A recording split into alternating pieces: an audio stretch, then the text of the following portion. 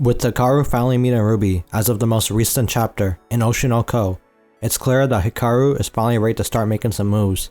But what exactly does Hikaru plan to do, and why did he choose to meet with Ruby first? For starters, Hikaru understands that the main point of the 15-year film is to kill him with the public's malice.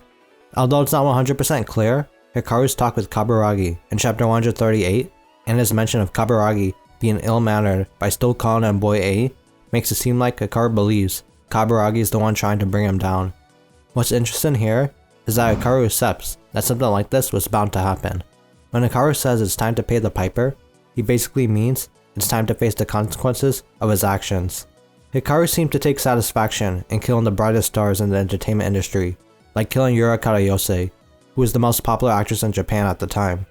She was a talented actress, loved by so many, and had the drive to become an actress immortalized in everyone's hearts for centuries. When Yura proclaimed her desire, she turned to face Hikaru with the white starring out in her eyes, just like Ruby did. Hikaru believed Yura was the real deal, a star capable of surpassing Ai, perhaps, so he killed Yura by pushing her off a mountain. And as Yura died, Hikaru specifically says he took her precious life. Interestingly enough, Hikaru stated that there was no one brighter in the world than Ruby, and that her life was also precious, before nearly pushing Ruby to her death as well. If not for Akane, perhaps Ruby may have died the same way as Yura. But what if Hikaru never actually planned to kill Ruby himself, at least not right there? Instead, there could be a chance he knew Akane would stop him, since Hikaru himself knows that she has been following him. Akane showing herself just confirms it, and reveals her as a threat to both him and Nino. And this is where Nino comes into play. After her last talk with Ruby, she generally believed Ruby is a total fake compared to her perception of the real Ai. As delusional as Nino may be, this had saved Ruby temporarily from Nino's wrath. As we saw when Nino contacted Hikaru later, she stated that they can't ever forgive someone who surpasses Ai. Yet in chapter 147, Ruby literally states that she will completely surpass Ai, to the point no one will even think about the past anymore, and the past would include Ai. Ruby tells that directly to Hikaru's face so confidently that he nearly admits Ruby is more precious than Ai. It's also right when he mentions Ai that he brings his hands towards Ruby with a devilish smile. Of course, Akane steps in and Hikaru seemingly fails, but what's more important is that Nino is there to see it all. Nino sees Ruby proclaim she will surpass Ai. Although Nino herself doubted that before, she would then see Hikaru admit that Ruby is actually on the same level before failing to get rid of her. Immediately after, we can see that Nino is worrying about Hikaru, as he's saying things like he's going to be hunted down, and that he knew this day would come sooner or later. Hikaru even makes it seem like he's alright with going out like this, which he might actually be. With Hikaru's time running out, Nino might believe it'll be up to her to finish what Hikaru started by killing Ruby herself. From Nino's point of view, Hikaru himself believed Ruby to be a threat to Ai, and failed to get rid of her. Essentially, thanks to Hikaru, Nino might now believe Ruby can actually surpass Ai and try to kill her. But perhaps that's actually what Hikaru wanted the whole time. Hikaru could have Ruby die without getting his hands dirty by using Nino, just like he used Ryosuke to kill Ai. Plus, due to already pledging his support for the film by being a sponsor, Hikaru looks even more innocent. If Nino is as psycho as we think she is, then she will try to hurt Ruby for Hikaru, and in a twisted way, for Ai too. Another thing to note is that it's safe to assume Hikaru planned to meet Ruby like this. First off, Hikaru states that he noticed Ruby had been praying there for a while, which means Hikaru had already been there watching for a good amount of time. Secondly, Nino is with them, but just in the shadows.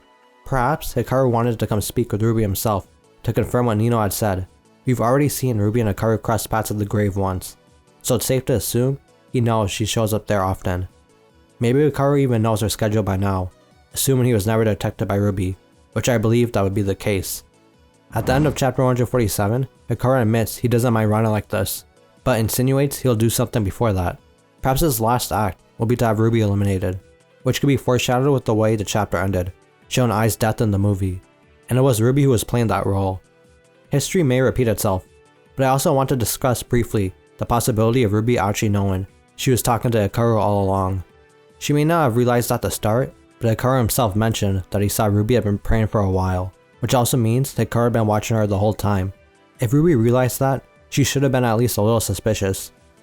Also, after Ruby states that she wants God to tell her what to do, she suddenly gasps, seeming like she just realized something. I think that would be the moment Ruby could have realized she might be talking with Hikaru. Ruby does apologize for talking about things a stranger like him wouldn't understand, but that could just be her trying to play it off like she doesn't know. If that's the case, I do commend Ruby for staying calm, and even bold enough to taunt Hikaru by saying she'll surpass Ai. It's like Ruby even looks at Hikaru to see what he'll do. Of course, Hikaru isn't stupid and probably expected Ruby to recognize him.